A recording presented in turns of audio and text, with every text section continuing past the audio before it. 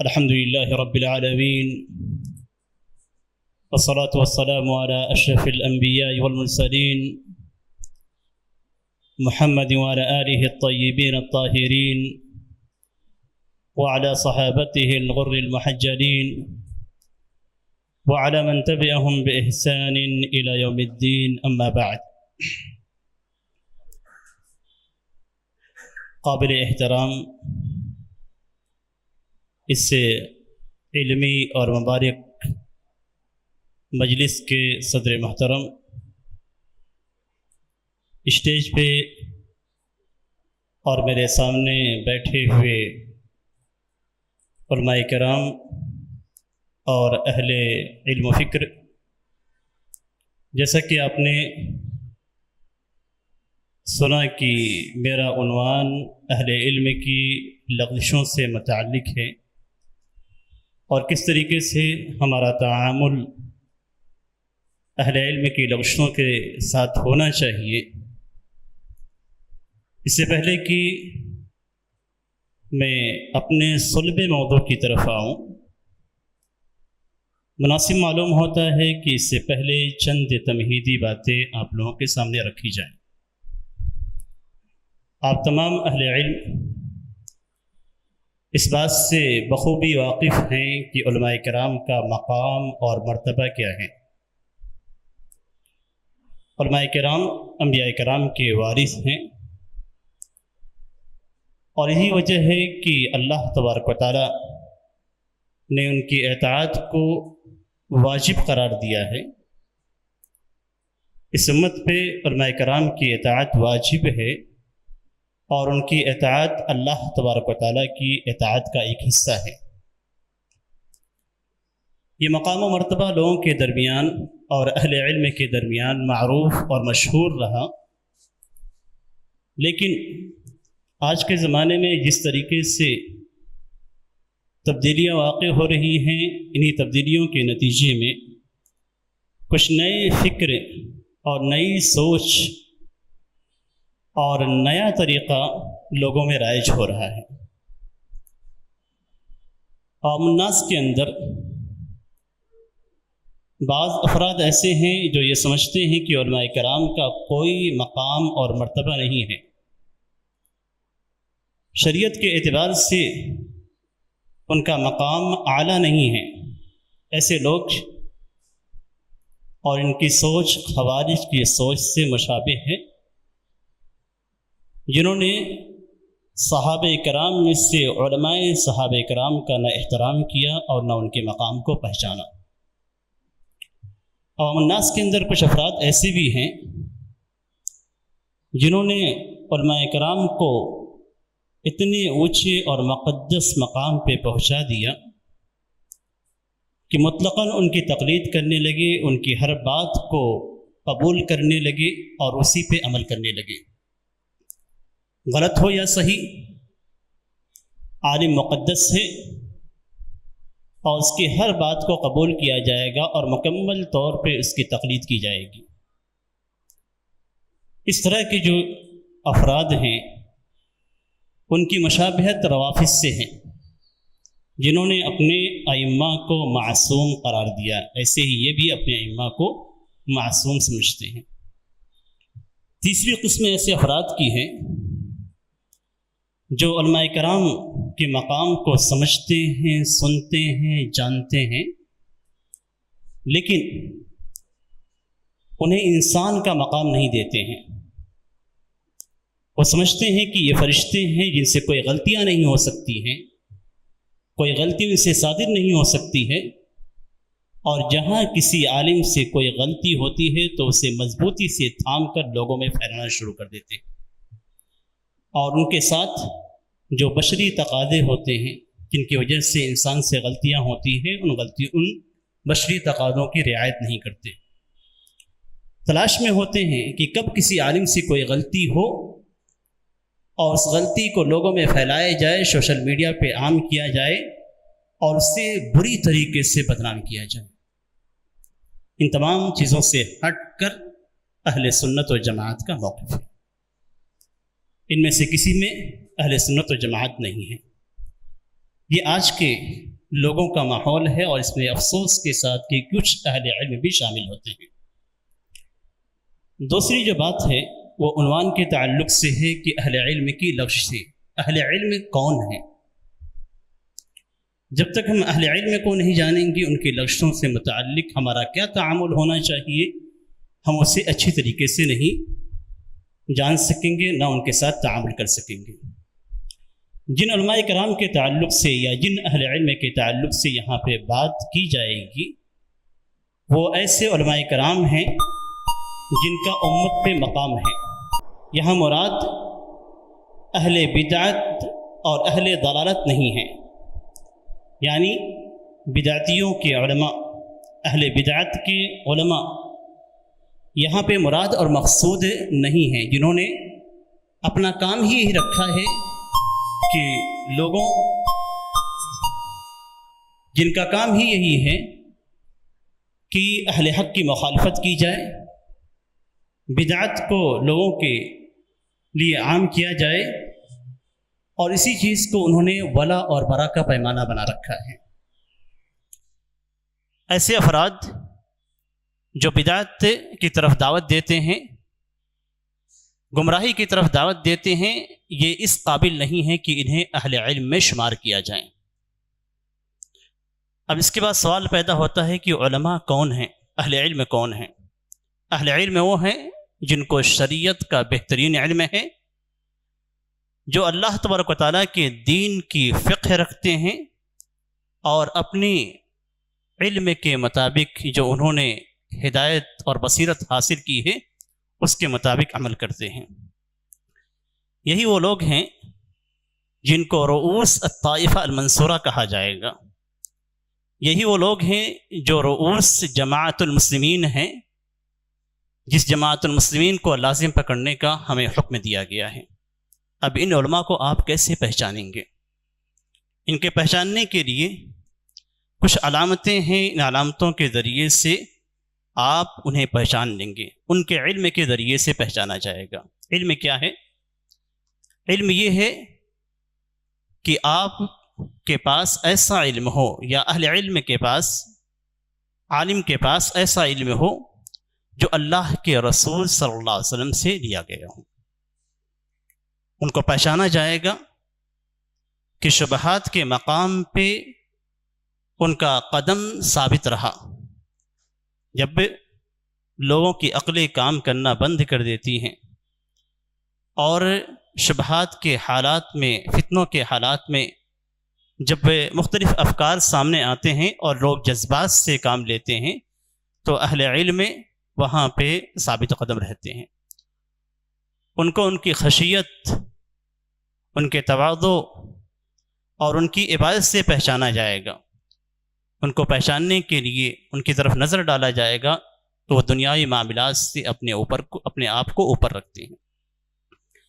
اور ایک خاص چیز جس سے عالم کو پہچانا جائے گا وہ یہ کہ اس زمانے کے علماء اس کے لیے علم کی گواہی دیں کہ اس کے پاس علم ہے، یہ اہل علم سے ہیں۔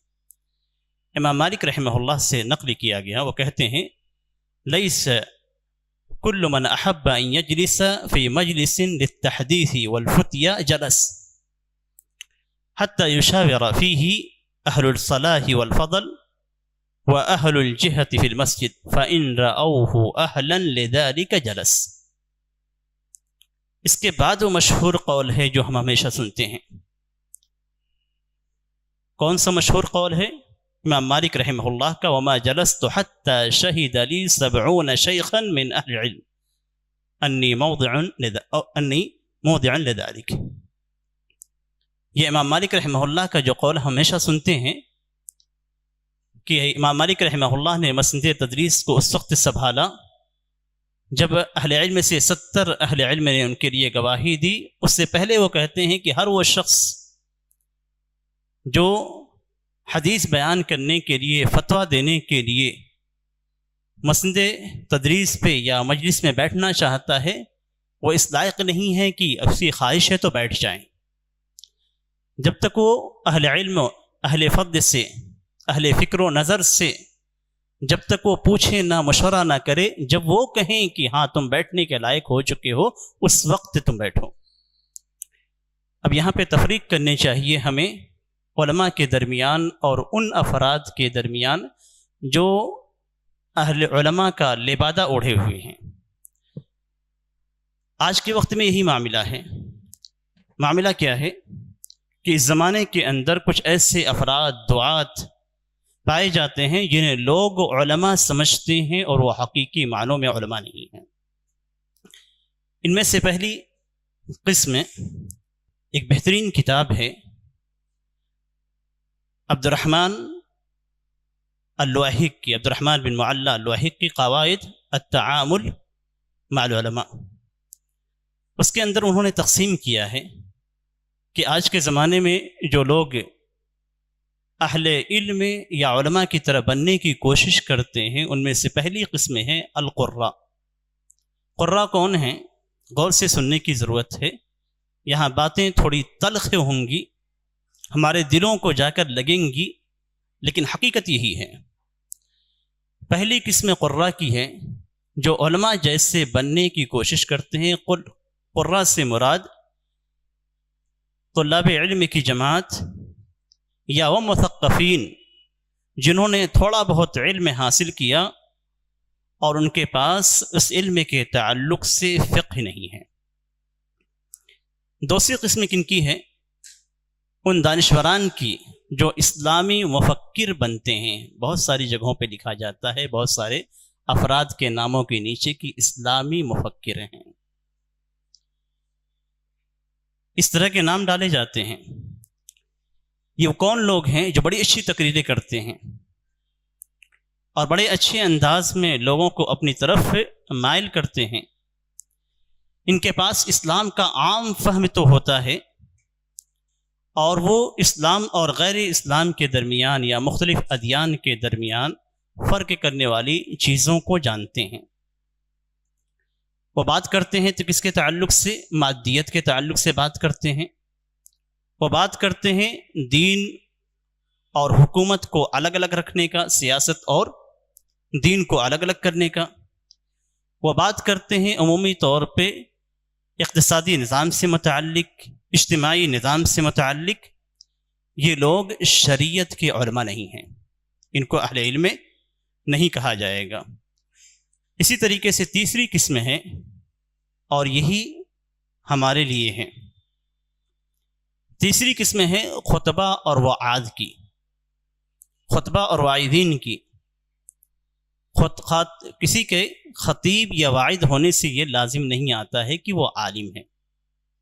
آپ کی تقریر بہت اچھی ہوگی، آپ کا بیان بہت اچھا ہوگا، آپ کا درس بہت اچھا ہوگا، لیکن اس سے یہ لازم نہیں آتا کہ آپ عالم ہیں۔ کتنے واعظین ہیں جو لوگوں کے دلوں کو کھینچ لیتے ہیں، کتنے خطبہ ہیں جن کے خطبے سننے کے لیے لوگ دوڑے آتے ہیں، لیکن ان میں سے بہت سارے خطبہ اور واعظین ایسے ہوں گے جن کے پاس علم کا کوئی حصہ نہیں ہوگا۔ معلومات ہوگی لیکن علم کا کوئی حصہ نہیں ہوگا۔ لوگوں کی جذبات ہوتے ہیں، ان کے تعلق سے لوگ کھینچے جاتے ہیں۔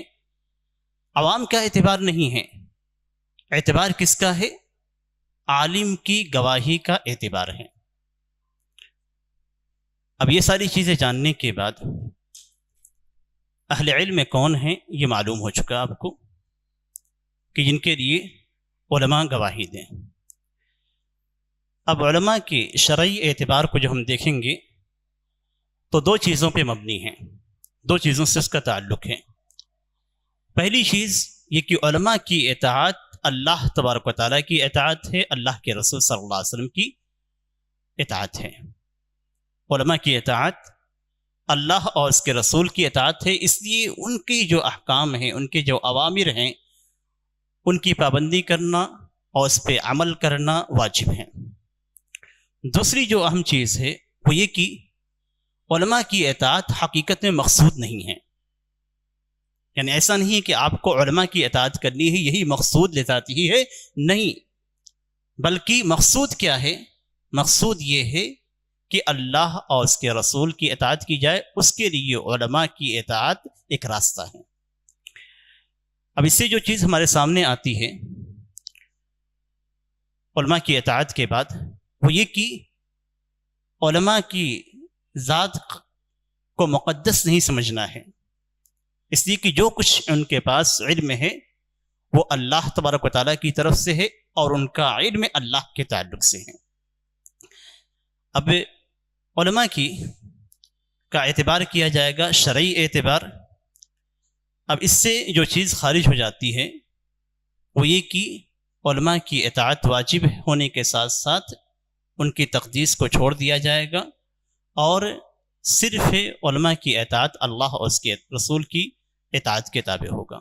اب اس کے بعد ہم منتقل ہوتے ہیں اس سے لمبی تمہید کے بعد، اس لیے کہ یہ تمہید لمبی ہے لیکن اس کے باوجود اہل علم کی تعیین اس سے ہوتی ہے۔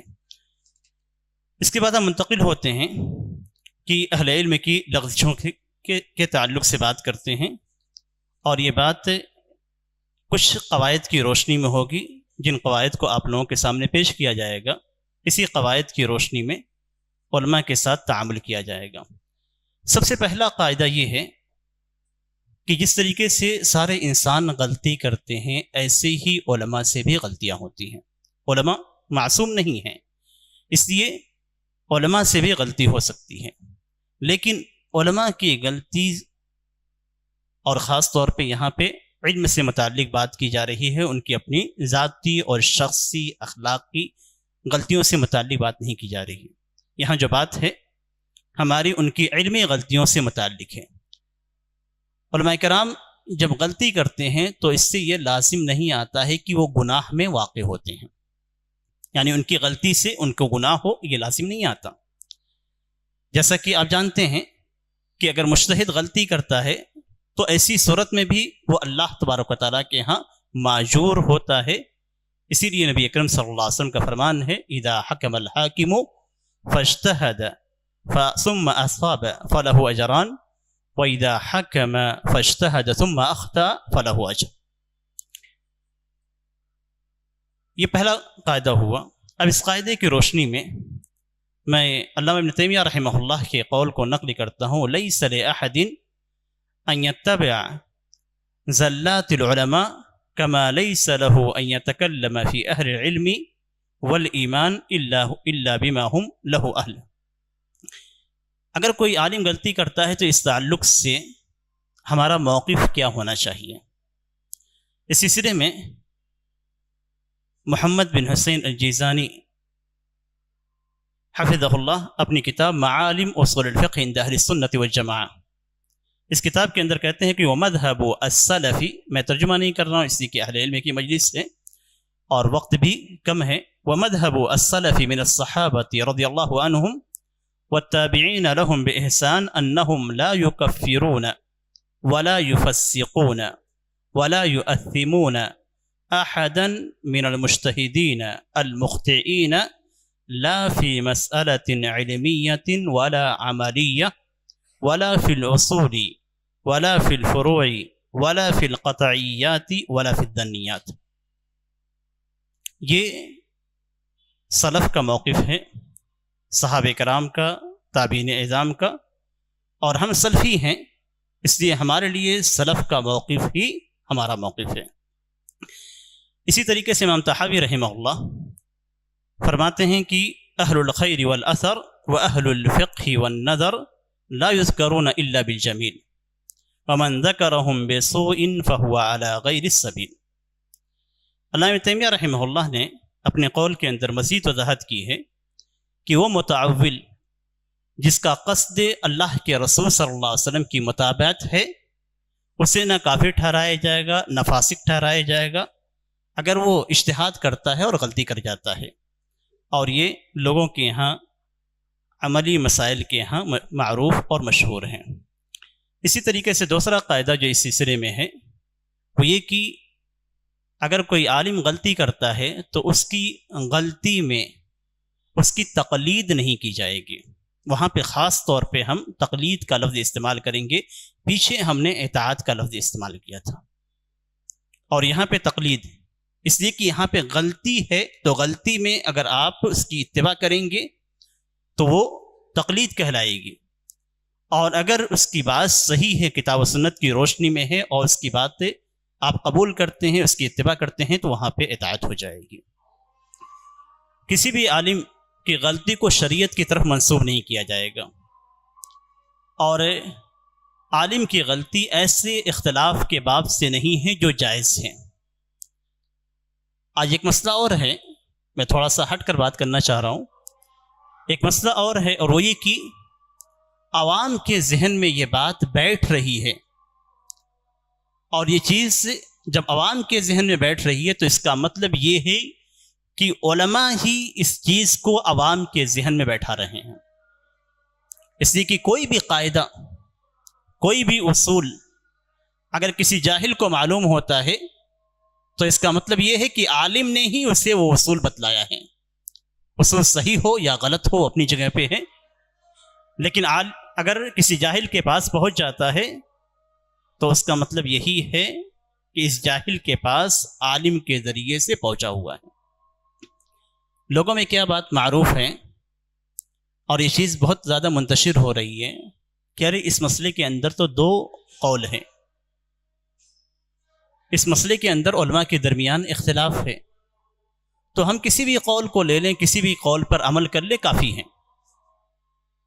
عمومی طور پہ ہی دیکھا جاتا ہے، اگر کچھ آپ اعتراض کریں گے، اس کے اوپر نکیر کریں گے، تو کیا کہے گا؟ اس مسئلے میں اختلاف تو ہے، دیکھو فلاں عالم نے یہ کہا ہے۔ آپ کے اس اصول کے دینے کی وجہ سے وہ آپ سے سوال نہیں پوچھتا ہے، بلکہ وہ سوشل میڈیا پہ دیکھتا رہتا ہے کہ اس کے مقصد کا عالم کہاں ملتا ہے جہاں پہ وہ غلطی کر رہا ہے۔ پہلے سے وہ ذہن بنا لیتا ہے کہ مجھے اس چیز کو کرنا ہے یا نہیں کرنا ہے، اس کا ذہن بنا ہوا ہے، اسی ذہن کے مطابق وہ سوشل میڈیا پہ تلاش کرتا رہتا ہے جہاں کوئی عالم جیسا بھی ہو، اس لیے کہ عوام کے نزدیک سارے ہی عالم ہیں، تو ہر کسی کو دیکھتا رہتا ہے، کوئی بھی شخص ہے، اور دیکھتے دیکھتے بردرس کی طرف بھی چلا جاتا ہے اور اس کو بھی عالم میں شمار کر دیتا ہے، اور پھر اس کی بات کو لے کر کہتا ہے کہ اس مسئلے میں اختلاف تو ہے، اختلاف کے نتیجے میں جس قول کو چاہیں ہم لے لیں، اور یہی وہ عمل کرتا ہے۔ تو کہنے کا مقصد یہ ہے کہ جو اس کے پاس قاعدہ پہنچا کہ اختلاف کی صورت میں کسی بھی ایک قول کو لیا جا سکتا ہے، وہ کس نے ڈالا؟ ہمارے انہی افراد نے جن کے پاس اصول کو سمجھنے کی کمی تھی۔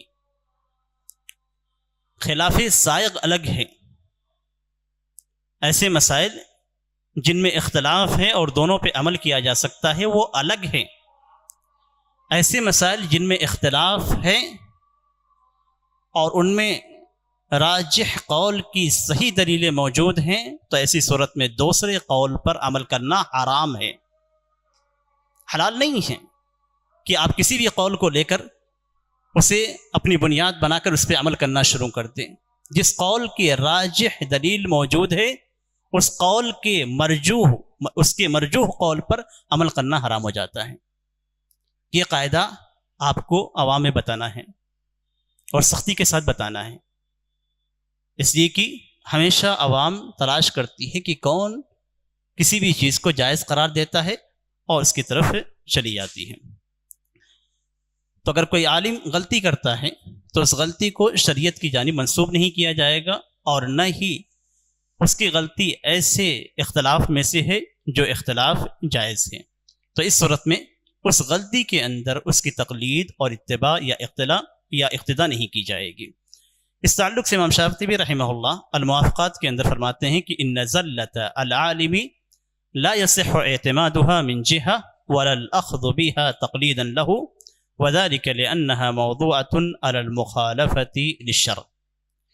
اور اس سلسلے میں امام شوکانی رحمہ اللہ نے ارشاد الفحول کے اندر ایک بہترین بات نقل کی ہے کہ امام بہقی رحمہ اللہ نے اسماعیل القادی سے نقل کیا۔ اسماعیل القادی کہتے ہیں کہ میں معتدد کے پاس گیا تو معتدد نے مجھے ایک کتاب دی. میں نے اس میں دیکھا کہ اس میں علماء کرام کی لغزشوں کو جمع کیا گیا ہے، اور ہر لغزش، ہر غلطی کی جو دلیلیں ہیں اسے بھی جمع کیا گیا. تو اسماعیل القادی نے کہا کہ مصنف ھذا زندیق، اس کتاب کا جو مصنف ہے وہ زندیق ہے، اسلام سے خارج ہے. تو معتدد نے سوال کیا کہ لم تصح ھذہ الاحادیث، یہ حدیثیں صحیح نہیں ہیں جو اس کے اندر ذکر کی گئی ہیں. اسماعیل القادی کہتے ہیں کہ میں نے کہا کہ الاحادیث علی ما رویت، حدیث جیسے روایت کی گئی اس حساب سے ٹھیک ہے. ولیکن من اباح المسکر لم یبح المتع، جس نے نشے والی چیزوں کو حلال قرار دیا ہے اس نے متع کو حلال نہیں قرار دیا. ومن اباح المتعة لم يبح الغناء والمسکر، اور جس نے متع کو جائز قرار دیا ہے، مباح قرار دیا ہے، اس نے موسیقی اور گانے بجانے اسی طریقے سے نشہ آور چیزوں کو جائز نہیں قرار دیا. وما من عالم الا وله زلہ، ہر عالم کے پاس کوئی نہ کوئی لغزش ضرور ہوتی ہے، اسی کے معصوم نہیں ہے. ومن جمع زلل العلماء ثم اخذ بها ذهب دينه فامر المعتدد باحراق ذلك الكتاب. تو ایسا نہیں ہے کہ لغزش کی دلیلیں نہیں ہوتی ہیں، لیکن لغزش کی جو دلیلیں ہیں یا وہ دلیلیں غلط ہوتی ہیں یا ان سے وجہ استدلال غلط ہوتا ہے. دلیل صحیح ہو سکتی ہے. آج آپ دیکھیں بریلی علماء قرآن کریم کی آیتوں سے استدلال کرتے ہیں، لیکن ان کا وجہ استدلال غلط ہے، ان کی دلیلیں غلط نہیں ہیں. دلیل قرآن کی ہے تو دلیل غلط نہیں ہو سکتی، لیکن اس سے جو استدلال کیا گیا ہے استدلال کا طریقہ وہ غلط ہے. اب عالم کی غلطی کو تو نہیں لیا جائے گا، لیکن عالم کے لیے عذر تلاش کیا جائے گا. یہ علماء کے ساتھ، ان کے علماء کی لغزشوں کے ساتھ تعامل کا ایک طریقہ ہے، اور وہ یہ کہ علماء کے لیے عذر تلاش کیا جائے گا اور ان کے ساتھ حسن ظن قائم رکھا جائے گا. اس سلسلے میں امام العز بن عبد السلام رحمہ اللہ قواعد الاحکام کے اندر فرماتے ہیں کہ لو رفعت صغائر الاولیاء الى الائمة والحکام لم يجوز تعذيرهم علیہا، کہ اگر ائمہ اور حکام کے یہاں اولیاء کرام، اولیاء سے مراد علماء ہی حقیقی معنوں میں اولیاء ہیں، اگر علماء کی لغزشوں کو، ان کے صغیرہ گناہوں کو، ان کی غلطیوں کو ائمہ اور حکام کے پاس پیش کیا جائے گا تو ائمہ حکام کے لیے جائز نہیں ہے کہ ان کو تعزیر کریں. یعنی ائمہ حکام کے پاس غلطیاں پیش کی گئیں کہ فلاں عالم سے یہ غلطی ہوئی، فلاں عالم سے یہ غلطی ہوئی، تو اگر صغیرہ گناہ ان سے وارد ہوئے ہیں تو ایسی صورت میں ان کو تعزیر کرنا ائمہ حکام کے لیے جائز نہیں ہے. بل یقیل اثرتهم، بلکہ ان کی غلطیوں کو معاف کیا جائے گا. ویستر زلتهم، اور ان کی جو غلطیاں ہیں، جو لغزشیں ہیں، ان کو چھپائے گا. اسی طریقے سے علامہ ابن قیم رحمہ اللہ نے بھی مدارج السالکین کے اندر ذکر کیا ہے کہ الکلمۃ الواحدہ یقولها اثنان یرید بها احدها اعظم الباطل ویرید بها الاخر محض الحق. ایک ہی بات دو شخص سے کہتے ہیں، دونوں کا ارادہ الگ الگ ہے. ایک شخص سے باطل کو ترویج دینا چاہتا ہے، اس لیے اس کلمے کا استعمال کرتا ہے، جبکہ دوسرے کا ارادہ صرف حق کو بیان کرنا ہوتا ہے. تو اس صورت میں جو حق کا متلاشی ہے اور غلطی کرتا ہے اس کے لیے عذر تلاش کیا جائے گا، اور باقی جو باطل کی طرف دعوت دینے والا ہے اس کے لیے عذر تلاش نہیں کیا جائے گا. عذر کے تعلق سے جو چیز علماء کے لیے عذر کے طور پہ پیش کی جائے گی، پہلی چیز یہ کہ وہ عالم یہ سمجھتا ہے کہ نبی اکرم صلی اللہ علیہ وسلم نے یہ حدیث نہیں کہی. اس سلسلے میں رفع الملام کا مطالعہ بہت ہی بہتر ہے. دوسری چیز یہ کہ اس عالم کا ایسا سمجھنا ہے کہ نبی اکرم صلی اللہ علیہ وسلم نے اپنے اس قول کے ذریعے سے اس مسئلے کو مراد نہیں لیا ہے، یا ایسا وہ سمجھتا ہے کہ یہ حکم منسوخ ہو چکا ہے. تو یہ عذر تلاش کرنے، یعنی عالم کے لیے جو عذر آپ تلاش کریں گے، ان 3 چیزوں کو خاص طور پہ چونکہ علم سے متعلق ہے، ان 3 چیزوں کو آپ پہ سامنے رکھیں گے۔ اسی طریقے سے قاعدہ یہ بھی ہے اہل علم کی غلطیوں اور ان کے لغزشوں کے ساتھ تعامل میں، قاعدہ یہ بھی ہے کہ عالم کے مقام کو ثابت رکھا جائے گا۔ یعنی ایسا نہیں ہے کہ عالم نے غلطی کی تو ایسی صورت میں آپ اس کو اپنی نگاہوں سے گرا دیں۔ اس کی خوبیاں ہیں، اچھائیاں ہیں، خدمت ہے، ان ساری خدمتوں کو آپ مٹی میں ملا دیں، ایسا نہیں کرنا ہے۔ اگر کسی عالم سے غلطی ہوتی ہے تو ایسی صورت میں آپ کو انصاف کا دامن نہیں چھوڑنا ہے۔ وَلَا يَجْرِمَنَّكُمْ شَنَآنُ قَوْمٍ عَلَىٰ أَلَّا تَعْدِلُوا۔ علامہ ابن تیمیہ رحمہ اللہ اشاعرہ پہ رد کرتے ہیں، ان کی کتاب درء تعارض العقل والنقل کے اندر ابن تیمیہ رحمہ اللہ اشاعرہ پہ رد کرتے ہوئے کہتے ہیں کہ ما من هؤلاء الا من له مساء مشکورہ وحسنات مبرورہ وله في الرد على كثير من اهل الالحاد والبدع والانتصار لكثير من اهل السنة والدين ما لا يخفى على من عرف حالهم۔ اشاعرہ کے تعلق سے ہم بہت باتیں کرتے ہیں۔ اشاعرہ کے بارے میں علامہ ابن تیمیہ رحمہ اللہ نے رد کیا، ان کی جو غلطیاں تھیں غلطیوں پہ رد کیا۔ رد کرنے کے بعد کہتے ہیں کہ ان سارے افراد جن پہ رد کیا گیا ہے، اشاعرہ ان پہ رد کیا گیا ہے، ان کی ایسی کوششیں اور محنتیں ہیں اور ایسے حسنات ہیں جن پہ امت کو ان کا شکر ادا کرنا چاہیے، اور ان کی کوششیں اور محنتیں بہت زیادہ ہیں اہل الحاد پہ رد کرنے میں۔ آپ اشاعرہ کے تعلق سے دیکھیں گے تو اشاعرہ کی کتابوں میں اہل الحاد اور ملحدین پہ رد کا ایک لمبا سلسلہ ہے، اور اس اعتبار سے آپ دیکھیں گے تو اسلام کے دفاع میں ان کی بڑی کوششیں ہیں۔ یعنی اسی باب میں اگر آپ آج کے زمانے میں دیکھنا چاہیں تو علماء احناف کے اندر بھی بہت سارے علماء ایسے ہیں جنہوں نے دین اسلام کا صحیح طور پہ دفاع کیا ہے، صحیح طور پہ دفاع کیا ہے۔ تو ایسا نہیں کہ اس کی وجہ سے آپ ان کی جو غلطیاں ہیں ان غلطیوں پہ آپ رد کریں گے، لیکن ان کی خوبیوں کو گنایا جائے گا۔ اسی چیز کو علامہ تیمیہ رحمہ اللہ نے یہاں پہ تھوڑا تفصیل کے ساتھ ذکر کیا ہے۔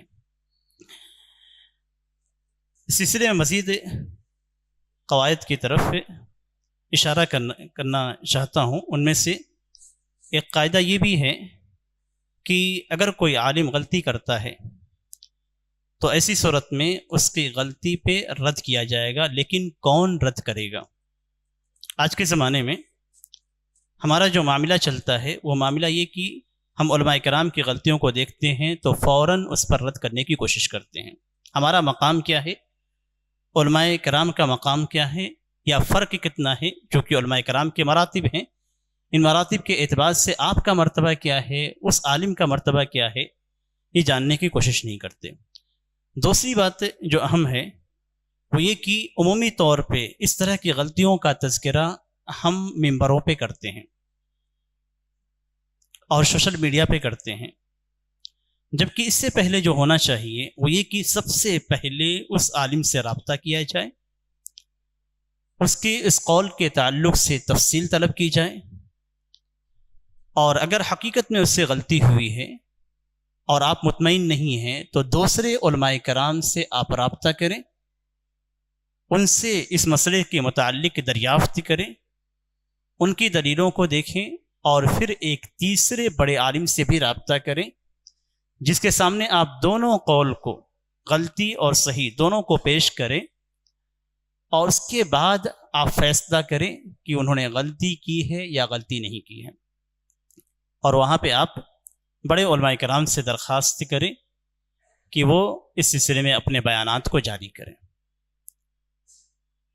آج ہم اہل علم کے اندر یہ خامی پائی جاتی ہے، اسے خامی ہی کہا جائے گا، کہ ہم مشہور ہونے کے ذوق اور شوق میں بڑے بڑے علماء کرام پہ رد کرتے ہیں، اور اس کے بعد یہ کہتے ہیں کہ فلاں عالم نے غلطی کی، علامہ البانی رحمہ اللہ نے غلطی کی، علامہ ابن عثیمین رحمہ اللہ نے غلطی کی، علامہ ابن باز رحمہ اللہ نے اس طریقے سے کہا، اور اس طریقے سے عوام کے درمیان بلکہ طلاب علم کے درمیان ان کے مقام کو نیچا کرنے کی کوشش کرتے ہیں۔